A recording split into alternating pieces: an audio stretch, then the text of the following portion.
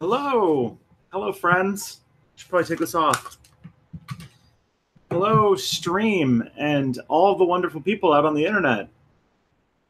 This is the Step Back History Countdown stream because, everybody, so in the hour before a new Step Back video goes live, I talk to the audience, I hang out, and then we all collectively enjoy a new Step Back video being born. Hello, Bonon So. So usually I wrap up, talk about things, answer questions, whatnot. And, oh, Shahar, we haven't seen you in a while. So, what's been, so I have, hopefully soon, my first video coming out. Comrade Ace is here. Oh my, it's all the regulars. What's up? What's up today is, it's my first day off in a while, so I'm having a very good time just slowly researching and getting ready to make my next video, which I'm recording tomorrow. So that's what I'm working on right now. That's going to be my afternoon. Hello, Dodaki.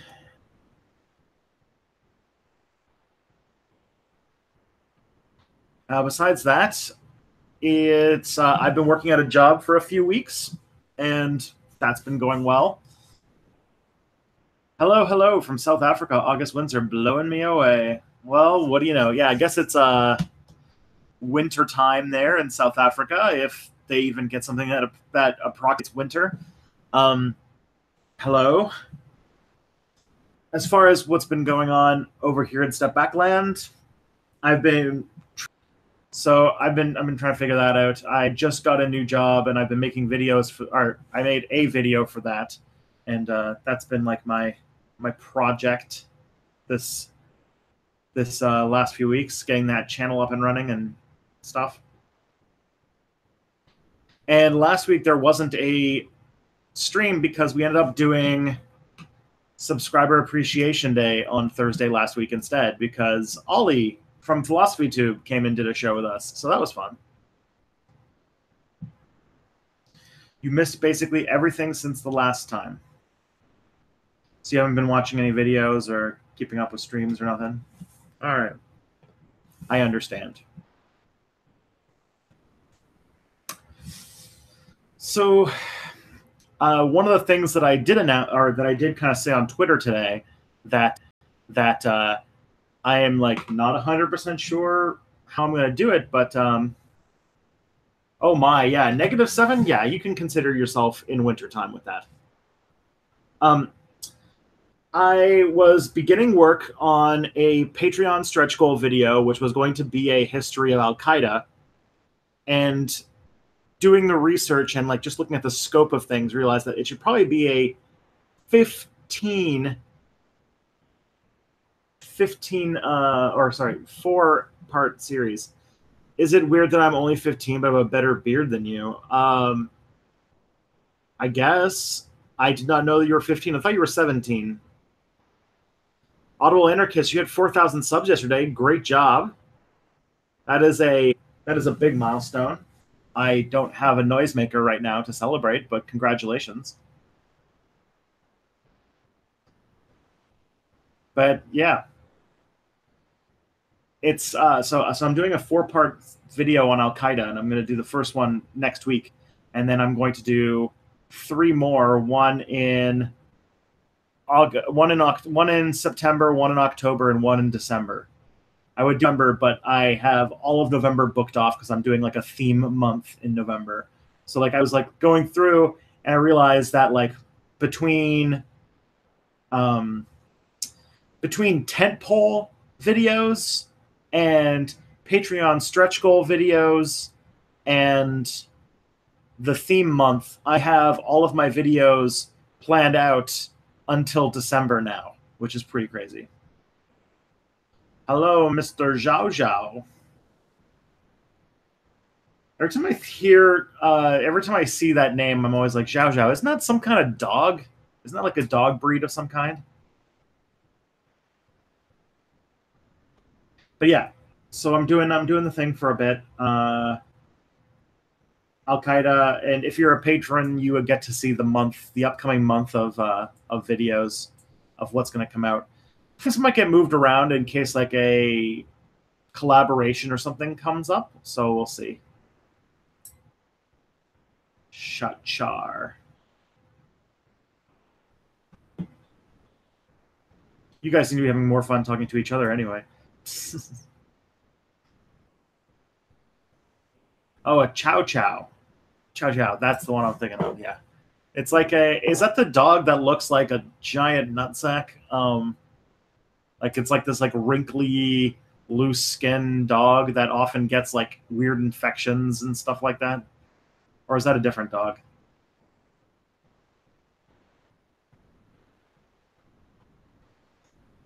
Either way. Besides that, hey, are you still going to be doing that marijuana video? Yes, I should. I think I have it on my schedule. Let me just check real quick. I think I moved it. Yeah, I moved it to October 11th because they moved the date that marijuana was going to become legal in Canada till October 17th. So I just moved it one day later, or a few months later. So it's still on the books. So expect it on October 11th. That's when we're going to get our. That's when you're going to get the thing, the thing about your thing, the marijuana video. Because marijuana is becoming legal in Canada on that date. So, or like 6 days later after my video comes out. It'll be pretty fun.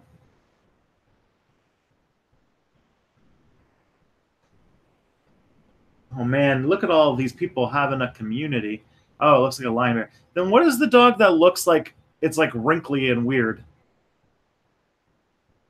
Today is the anniversary of the Bologna Massacre. Oh, what is the Bologna Massacre? Check that out.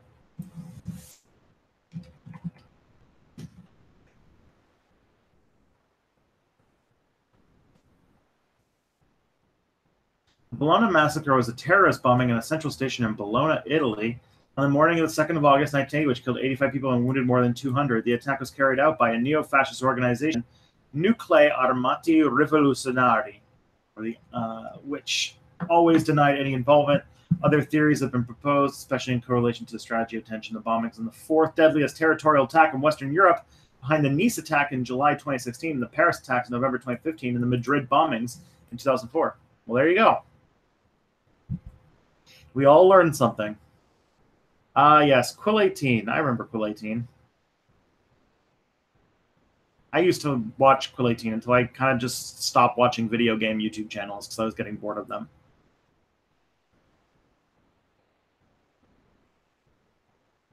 So, oh, the Shar-Pei. Yeah, the Shar-Pei. Now that is the American.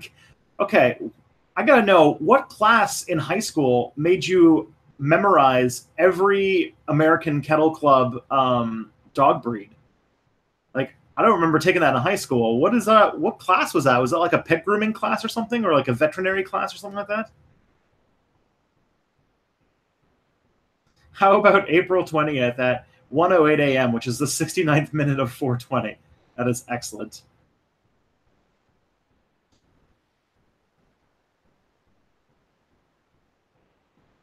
Oh boy. Oh, so Zimbabwe. Yeah, Waldo. I know that. I don't know if it was you, but somebody asked me to comment on Zimbabwe's election, and unfortunately, I don't exactly know much. I know that I saw that there was an election. I don't exactly know what the details of what happened in Zimbabwe are. Could be an interesting thing to talk about. I would need to have done research. Unfortunately, I think you guys think that I know more. You went to an agricultural technical high school. I have had it memorized in Dog Behavior 1, dog training. Well, there you go. That's an interesting high school. I never heard about a high school like that. I guess, is it like, where would that be? Is that in the United States or is that like somewhere else?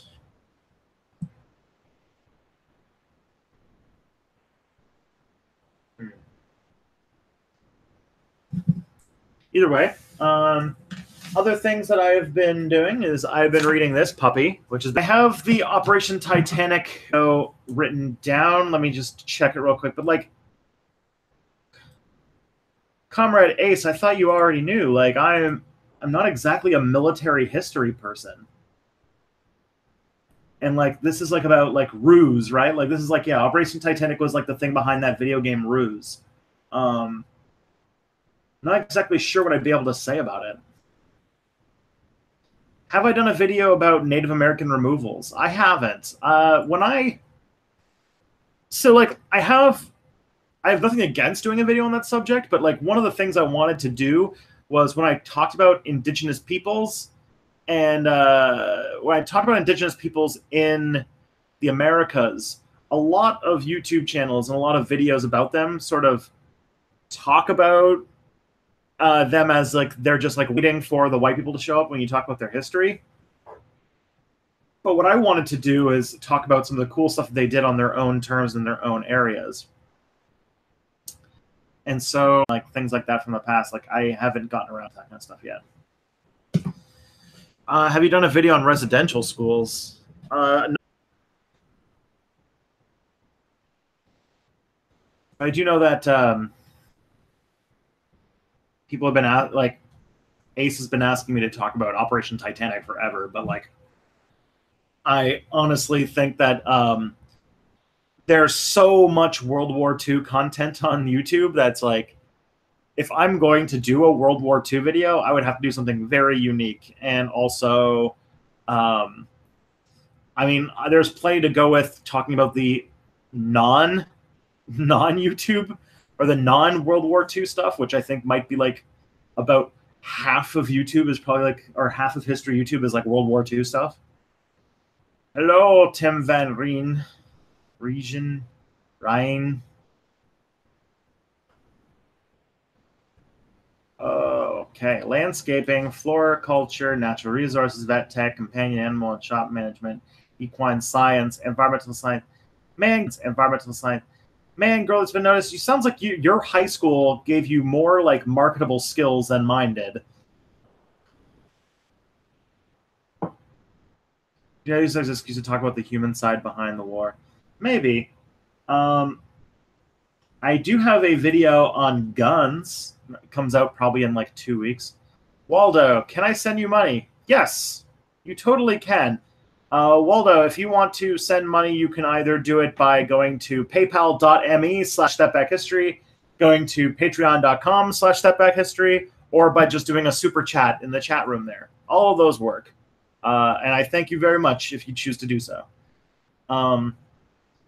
Have you made a video about U.S. imperialism in the Philippines? No, I haven't. I probably should. I'll put that on my list. Oh, Paris Commune. Yeah, Tim, I have a video. As a stretch goal on Patreon, I have a video about the 1848 rebellion, and that'll probably wound up being a video on the Paris Commune, or at least have the Paris Commune as part of it. Will I get in trouble if I use a swastika in my World War II games? Michael Collins, I don't think so. What do you mean, like you're like, unless like you're in Germany? Sometimes are you talking about like making YouTube videos about World War II games? Because yeah, sometimes that stuff gets like censored in like Germany and stuff like that, and Poland. But hello, Jenga Tree.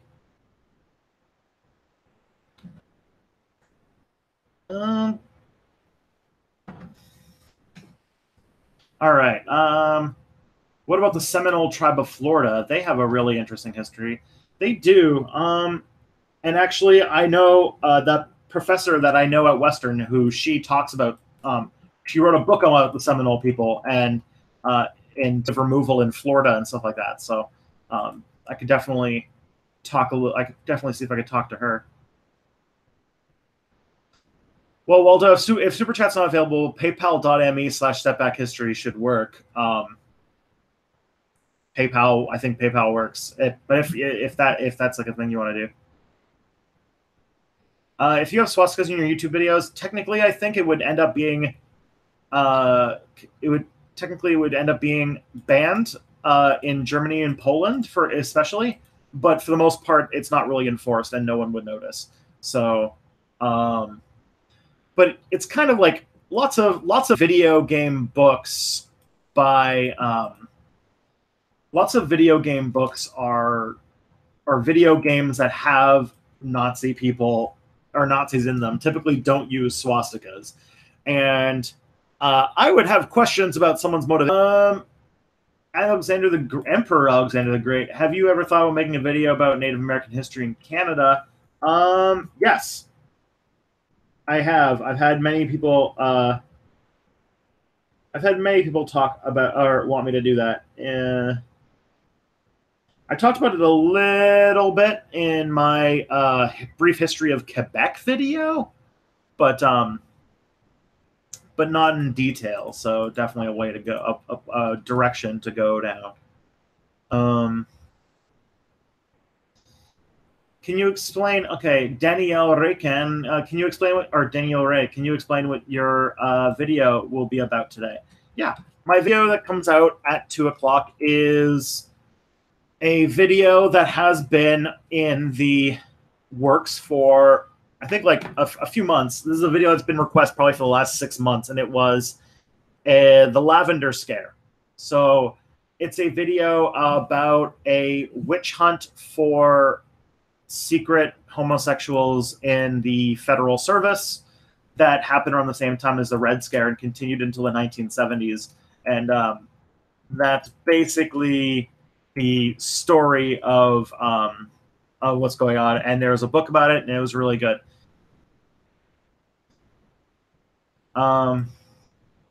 Comrade Ace wants to know if you read the Colonization book series by Harry Turtledove. Kind of. I have never. I've tried to read that series multiple times, and I could never get past about maybe 50 or 60 pages in the balance before I couldn't read it anymore, because Harry Turtledove has way better ideas than stories. And a lot of alternate history, I think I've talked about this in the stream a few times too, that like a lot of alternate history fiction is it loses track and it gets too into world building and not enough into telling a compelling story. And I think that it kind of is reminiscent of other genres, like if a science fiction story is way too into like the technology of what they're doing, that they kind of lose track of the fact that novels are for storytelling. And I think that Harry Turtledove, when he wrote In the Balance, wound up like having about, I don't know, like a dozen.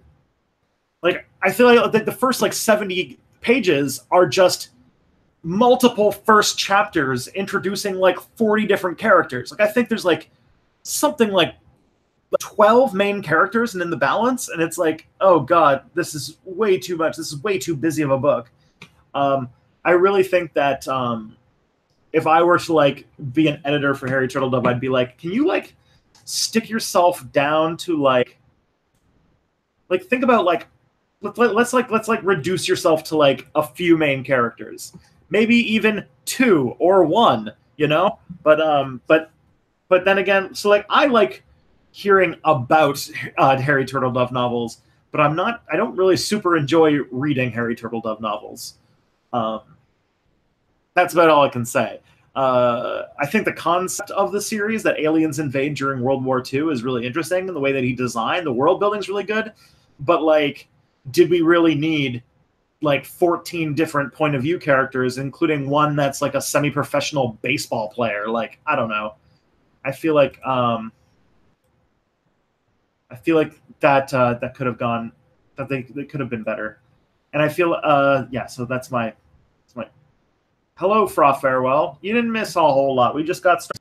I remember Magnus Hirschfeld because I remember he was.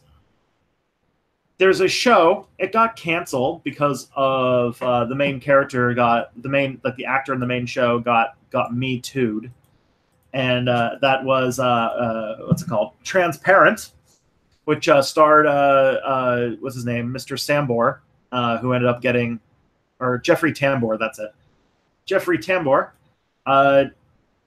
had a whole chapter about how some of the characters in the whole second season of that show was about like inherited trauma and passing down trauma to future generations. And they had a whole subplot story that showed like ancestors of this family that were LGBTQ plus people living in Germany before the Nazis took over. And I think that Magnus Hirschfeld was like in that story because like they were hanging out at his like research place and everything like that. Yeah.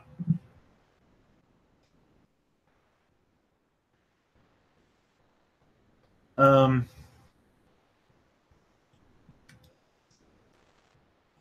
right. Tim wants to know, would you do a video on the tribes the East Coast American had? I think I have done that. I did a video. I did a video on the pre-Columbian Americas that was going to be part of like a general history series, but the video didn't do very well, so nobody watched it. But I think I did a video called the pre-Columbian Americas, and I covered a little bit on the East Coast American tribes about their culture and things like that. Suppose Nixon got UBI passed in the 1970s. Do you think later administrations would have taken it away by now? Maybe. I think such an entitlement program would have required some. It depends upon how how Nixon would have put it in. I think that we would have had a lot of debates about how we could, how we would balance equality versus equity. And I think that even if we do put in a UBI system now, we're gonna have to talk about that. Where like, do you give somebody less? Like you give everybody a basic income, good stuff, but do you go for like? Do you go to give more money to people who lack the capacity to get work? Or do you let that have like the opportunity? Like if you're going to replace all of the welfare state programs and like one person is someone who is capable of doing jobs still, and another person is someone who is incapable of doing jobs because of handicap or something like that, do they then lose opportunities of moving past their basic income lifestyle? That's a good question. I think that would be pretty good. I'd have to. That'd be a good conversation to have, and I think that honestly, I think a UBI system would probably have not have survived Reagan.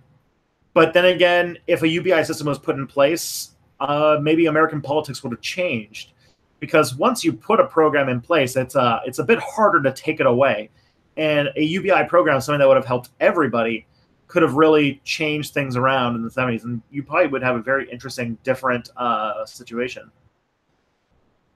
I think, though, that it could be possible that after Watergate, like there might have been like UBI might have continued, but like over time, maybe like presidents started like cutting at it in order to quote unquote balance the budget, and so like by the time you get to the present, a UBI passed by Nixon would be like 40 years old and probably gives you like less than what you need to live. And like everybody's talking about like poor people living on basic income and how nobody can really afford rent on it and like all sorts of stuff. And the different states would probably have like different levels of it, and some states would be better than others. And, you know, that happens. Michael Collins, do you think Fatherland is a more plausible alternate history than Man in the High Castle? Yes. Yes, I do.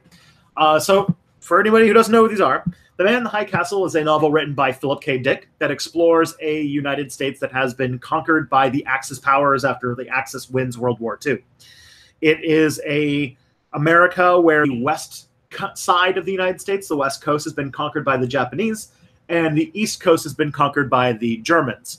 and there's sort of a big no man's land in the middle, and kind of like around the Rockies. And Fatherland is a novel that is a spy thriller that takes place with a BBC journalist visiting Germany on Hitler's 80th birthday, I want to say. And the reporter, she's like, she finds out about the Holocaust, which was something that the Germans, because they won World War II in this case, were able to keep under wraps. They were able to hide, so nobody knows the Holocaust happened. And she finds out about it, and her whole story is about her trying to get this essential story out of Germany. And it's a whole thriller about her getting out of Germany. But the Germany in Fatherland has just conquered Europe, and not even all of Europe. Like it's a place where like Germany, like the borders still exist in Europe, but like the Germans have like set up puppet states all over the place. And I think that the most optimistic World War II Axis winning story that you could set would have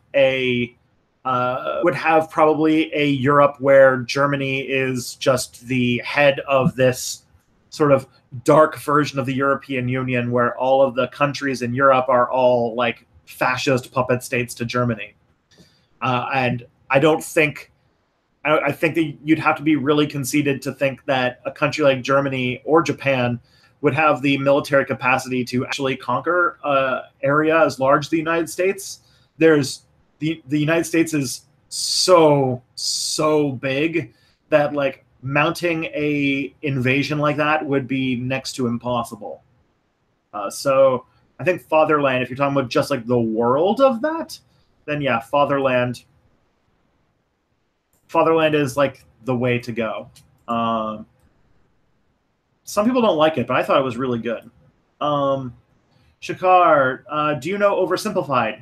I know the channel? I don't know. I know the channel? I don't know them personally. Fra farewell. My question for today is, what do you think of Juan Domingo Perón? I don't know Juan Domingo Perón. Who is that? E&B update, we're in the Dwarf King's prison. Good job. Hope you're still having fun.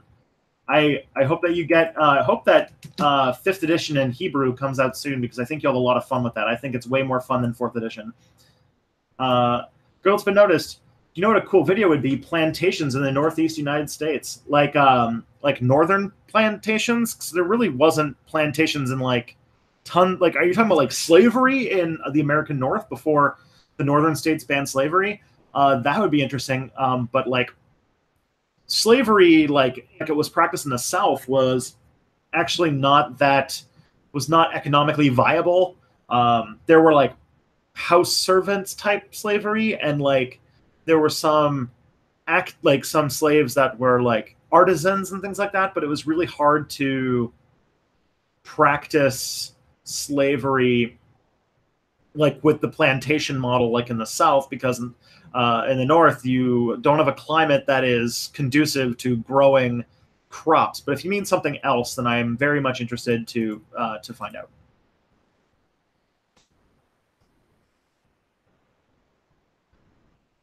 So please, girl, it's been noticed. Please give me a follow-up on that. How do you go about accurate data analysis? I usually go for reading news articles, but I know that can be unreliable most time. All right, Jenga Tree, this is a good question. So, like, we live in this, like, fake news, lots of propaganda, lots of disinformation. There's trolls. There's all sorts of stuff like that. And I do think that historians can actually help with this, because as historians, we read a lot of sources that are written by imperfect narrators, people who we know have biases, people who we know have incomplete information or are trying to obscure the truth. And we're trying to find the truth when all the sources that we have to figure out something are obscured in some way. They are. It is that if you want to learn about a situation, if you want to learn about something, try to read the closest source to it that you can. A direct witness is better than, like, say, a secondhand account, etc., etc., etc. On top of that, try to read from as many different sources as possible, which means that one source might be propaganda and lying, but if you read a lot of sources, you'll start to get a more 3D picture of what's going on.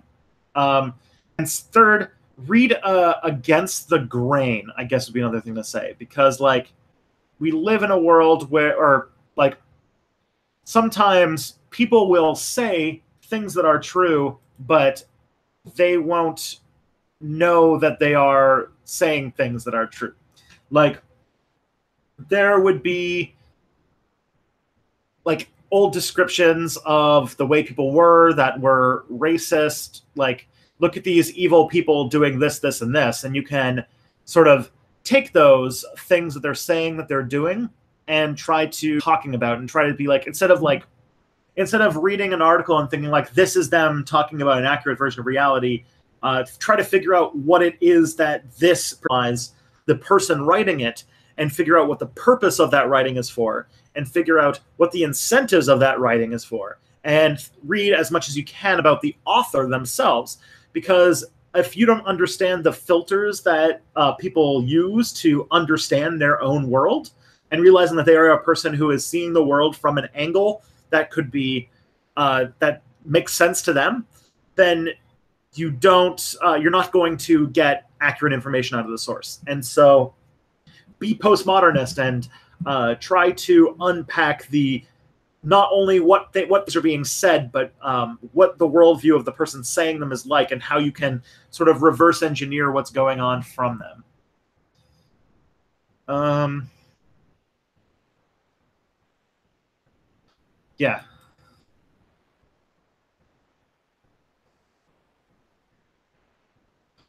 So that's the way that I would talk about it. All right.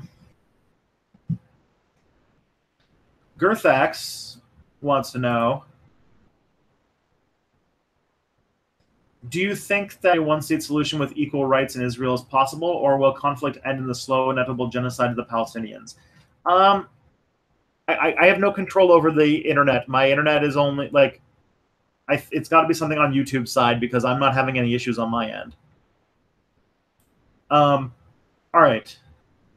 So could there ever be a solution to Israel? Yes, I actually do think that a one-state solution with equal participation could happen. I think that we're very far away from it at this point, but it's a thing that we could work towards. I definitely believe that. I think that if Israel ever got sick and tired of the nationalist rhetoric, the letting go of the idea that this is going to be a Jewish state, and therefore, like, we have to treat non-Jews as second-class citizens and stuff like that, that and also anybody, basically, I say Jews, basically they're saying anybody who's not white, because there's a lot of good evidence to show that like Arabic Jews and Black Jews in Israel are also treated as second-class citizens. But yeah, I do think that if the millennials, once the millennials start getting older, if they can start influencing the government to move away from this kind of nationalist rhetoric and towards a solution, then yeah, I think that you could build towards it. Unfortunately, nobody seems to have incentives to move forward on any sort of peace process, because Israel is, at least in its current geopolitical position, is completely fine with this situation the way it is, because they're slowly making Palestine disappear, and that's what they want to do. At least that's what the current government wants to do. Now, as far as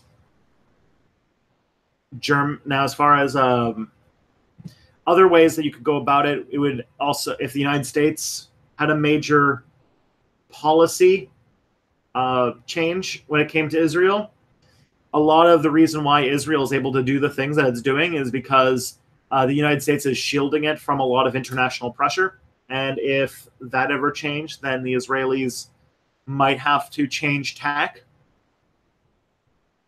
but I don't see any of those changing soon. But they are things that could change pretty quick. And so the way that I would see like something like that happening is a surprisingly fast change followed by a long period of trying to get out reconciliation and try to hammer out a long-term peace. I think a short-term, like, one-state solution could happen pretty fast if the right people were put in charge of the sides of the conflict. But making a longer peace, trying to heal those scars, will take a long time.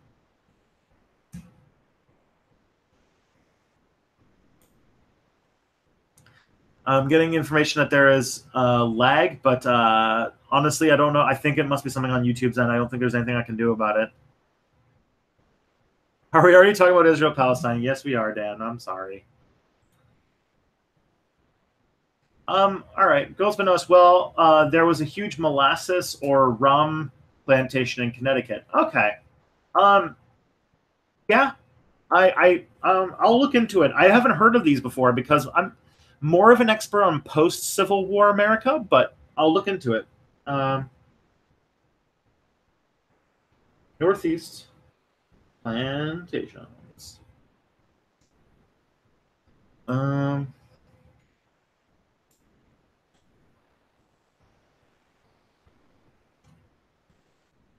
right, Tim, do you think that a world that is overall more conservative and less progressive, but lacking...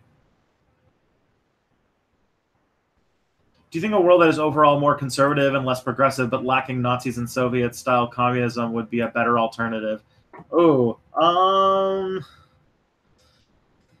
I mean, no, I don't think so, because the idea that you could have, I feel like it's just like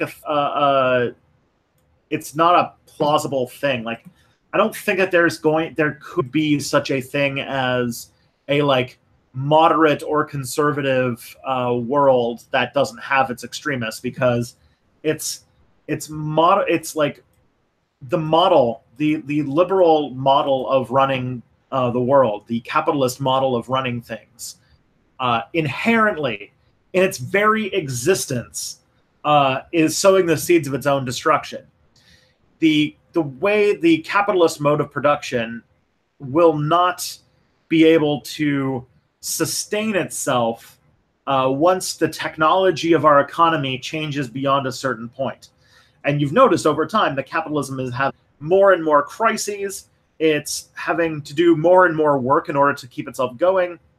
At the moment, it's having huge inconsistencies, huge internal contradictions that are just barely being kept going.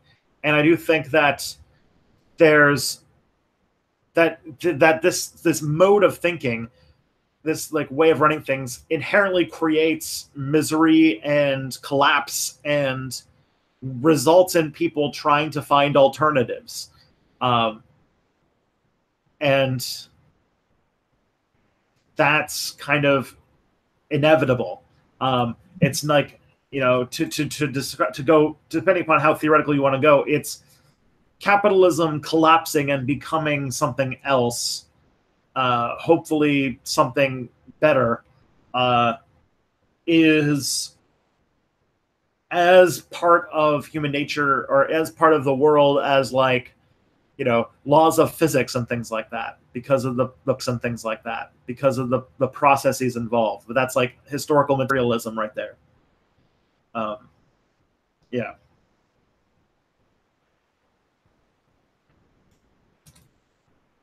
So let's see. Should Germany still pay Israel reparations if the current situation fails or continues, or what did you say? Sorry. Remains.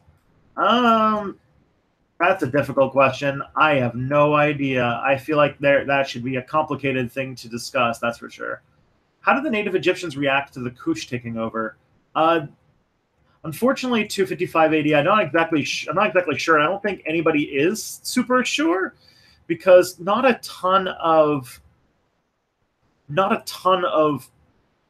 stuff survives from that far in the past. And so we don't have, and in Egypt, we have a surprising amount of writing because they did a lot of writing, but typically it was done by elite, famous people. And so I don't think we have a ton of information about like what the Egyptians thought to being run by Kushite emperors. Michael Collins, why did Jamestown fail? Jamestown failed. I'm trying to remember what caused it to fail. It was like crop failure, or that they, or did it fail? I don't even know if it did. It didn't. I guess like, you know what? I don't really remember. Dan, do you consider yourself a capitalist or a communist? Well, I guess like that anti-capitalist rant I did just now would kind of answer that question.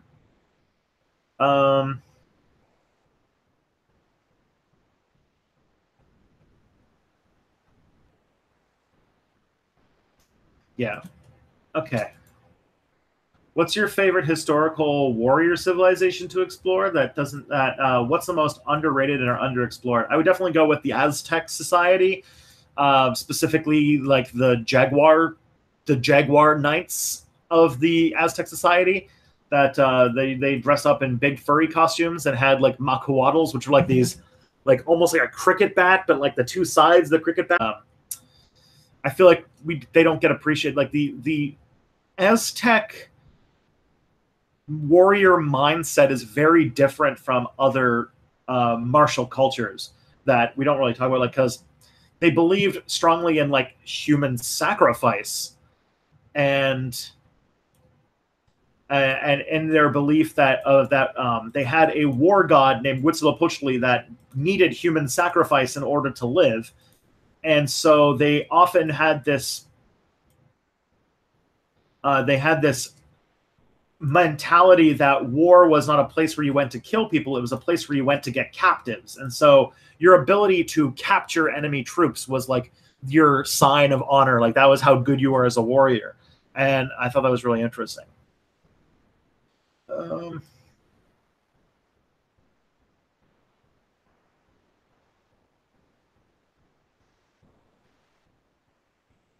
See you later, Farewell. I'm sorry about the buffering issue. All right, to you guys, isn't that just a neoliberal model? The neoliberal model is neoliberalism is an embrace of capitalism in its purest form. So, like, yeah. So Zhao Zhao, it could be possible if World War I was shorter or never happened. Yes, actually, World War I did seem to happen, or World War I did seem to be avoidable and unavoidable in two different ways.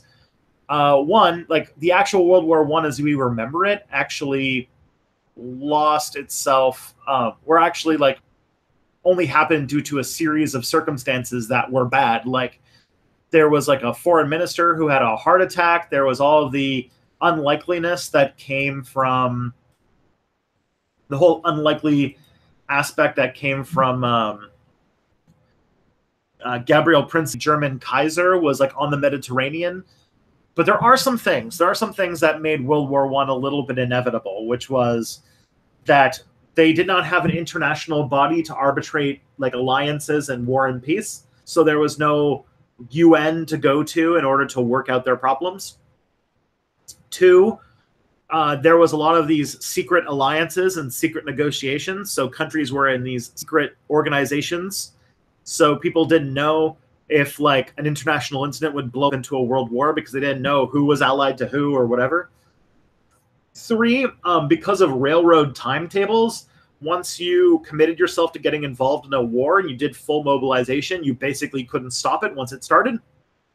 And four, the whole issue of the fact that Germany was growing as a power and wanted to have a place in like the colonial game at the seat of the great nations, and the rest of the continent was kind of trying to stop them. And I think that those factors together probably pushed World War I in one direction, but if it wasn't the World War I we would have gotten, it probably would have been a different type of World War I. And it could have been smaller. Like they could have had a short-term war that they realized, oh shit, and they could have walked back from it. But I don't know.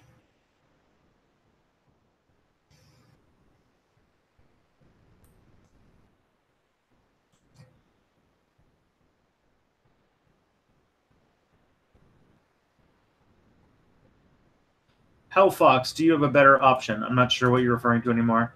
Raspmim, not too keen on making an appeal to nature. I see a lot of people saying capitalism is bad because it's unnatural, which I find problematic.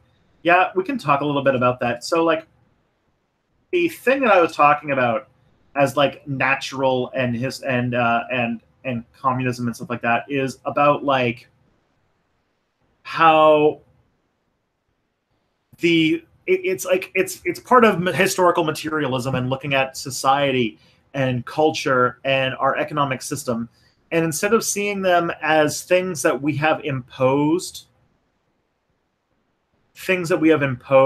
on our economy, more as they are reflections of the economy. And so like Marx would have written that capitalism, hey Phoebes, capitalism is a situation where the world is like, capitalism is a mode of production that comes from the early industrial revolution period. Like it comes from like the late 18th century, 19th century, and has evolved with a changing economy. But there is a breaking point to it that comes with the increasing automation and the faster movement of supplies and things like that.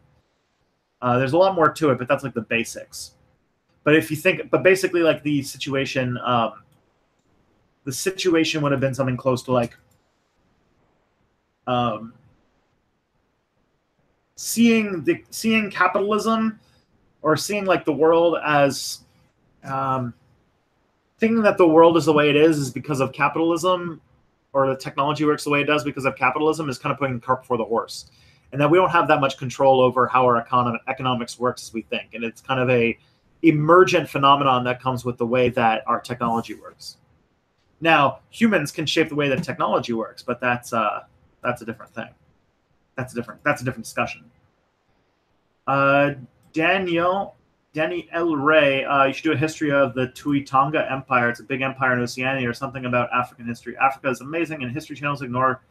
Why do you not talk about Africa? I did my last video was about Africa. What's it called? My last video was a brief history of Sudan. Come on, bud.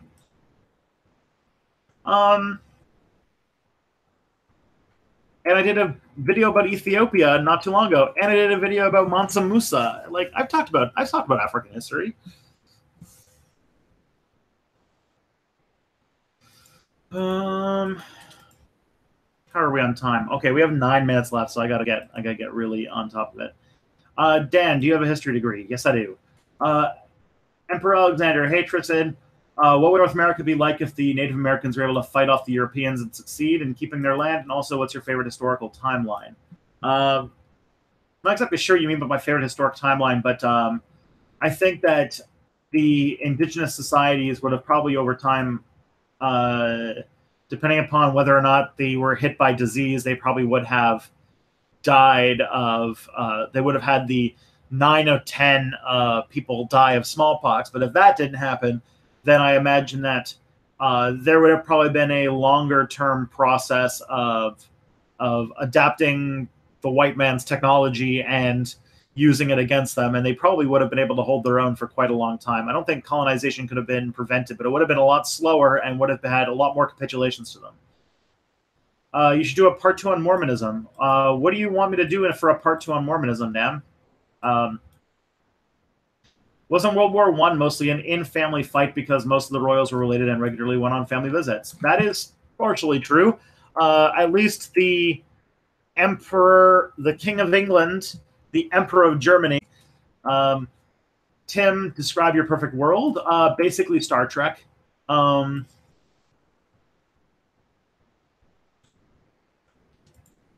want Star Trek to be real, or fully fully automated luxury gay space communism. That's my ideal world.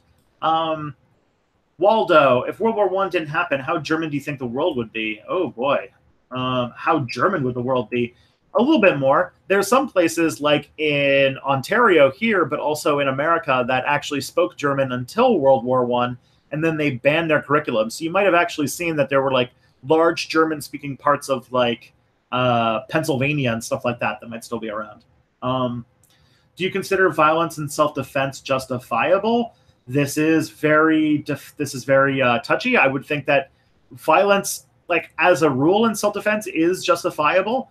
I would say that violence, that there is something called reasonable response, and I don't think that being attacked gives you the right to use coercive force to the extent that you can get yourself out of danger. But like if somebody attacks you, that doesn't give you the right to kill them.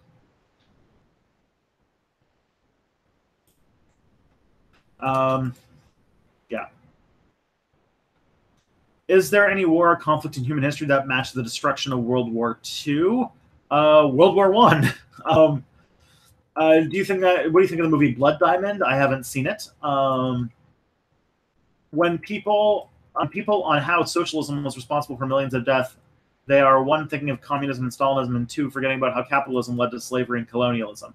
Yeah, there's actually a really good video about that, Fedor, that I think it's by Badmouth Productions that like tries to number how many people have died because of capitalism, and it's huge. Do a video on the Zapatista movement. I have had that requested a few times, so I will write it down again. And what is your opinion on syndicalism in Wood Canada? I like the Zapatista movement.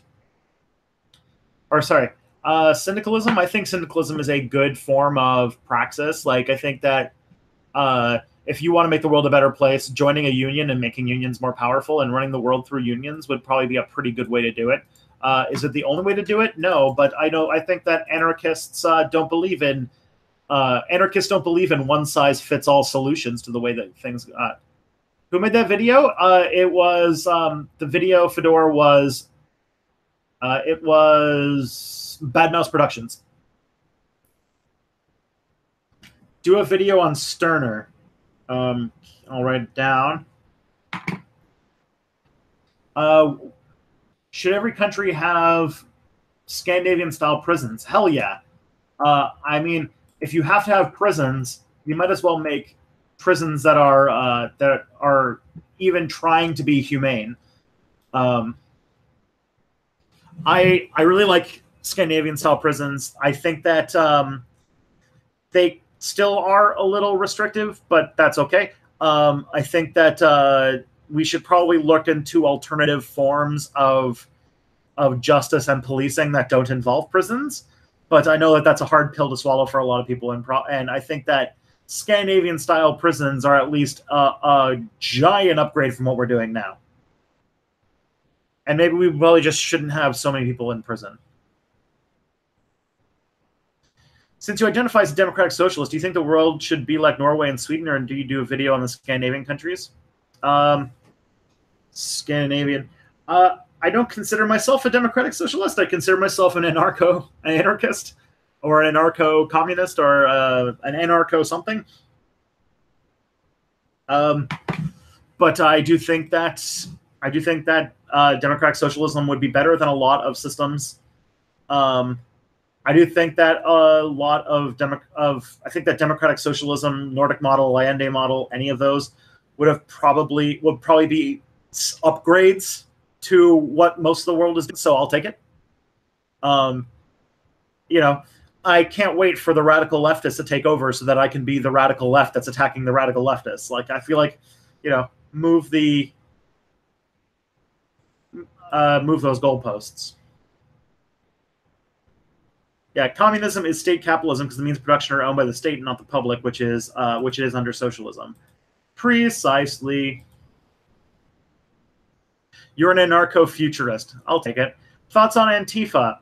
Generally, I don't have issues with them. I think that sometimes I like more things than I don't like about them. That's for sure. I'm glad that they exist. I'm glad that they're doing what they're doing. Does Canada have a bad prison population? Yes, we do. We actually have a pretty intense. We have a big prison population. Not as bad as America. Nobody comes close, but to America. But we do have overcrowded prisons and things like that for sure. Will you get a Discord? Yes, I am planning on making a Discord at some point. I'm just wondering what I could do to make my Discord better than other Discords, because it seems like lots of Discord servers are exactly the same. But I wouldn't mind setting up a Discord server. I think I will probably do it sooner rather than later.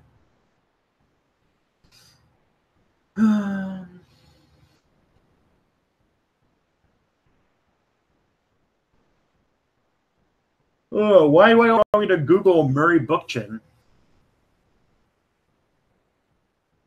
Pioneer in the ecology movement, found and developed the theory of social ecology and urban planning within anarchist, libertarian, social. He seems pretty fun.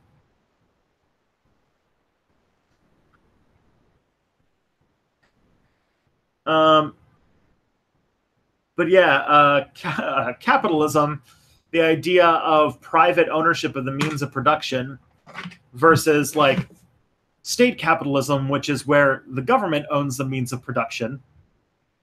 Yeah. So, and then I guess like a lot of left-wing terms have been very much like messed up a lot. Anyways, we are nearing the end of this stream already. Oh man.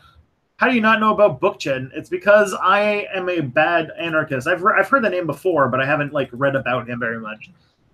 All right, 2:00. Here's a link to the video, folks. I hope you have an amazing week.